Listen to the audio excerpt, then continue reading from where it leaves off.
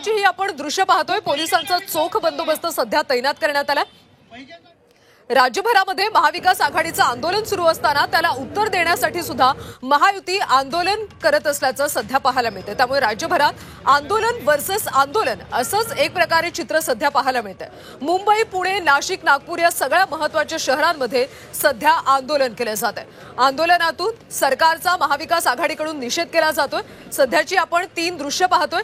एकीकडे महाविकास आघाडीचे कार्यकर्ते आहेत, त्यांच्याकडून आंदोलन केलं जात आहे। दुसरीकडे पोलिसांचा मोठा फौजफाटा सध्या तैनात करण्यात आले। जवळपास 5000 पोलिसांची टीम या ठिकाणी तैनात करण्यात आली। तर एकीकडे महायुतीकडून सुद्धा आंदोलन केले जाते।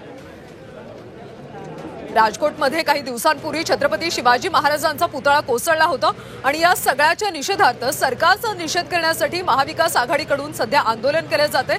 ही 3 शहरांमधली आपण दृश्य पाहतोय। मुंबई, पुणे, संभाजीनगर या सगळ्या ठिकाणी सध्या आंदोलन सुरू आहे।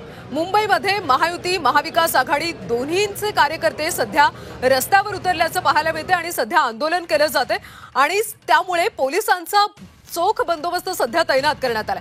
कुठली अप्रिय घटना घडू नये यासाठी काळजी घेतली जाते आणि 5000 पोलिसांची टीम सध्या तैनात असल्याचं पाहायला मिळते। संभाजीनगरमध्ये सुद्धा सध्या आंदोलन सुरू आहे।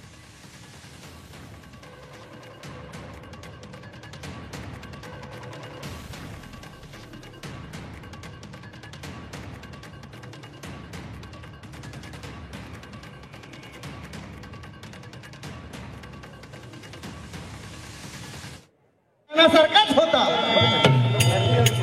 आता परत प्रश्न पडला, अफजल खानासारखा कसा होता? बघा, पूर्वीच्या कवीने त्यांची 2 ओळीत वर्णन केलेलं आहे। ते वर्णन कसं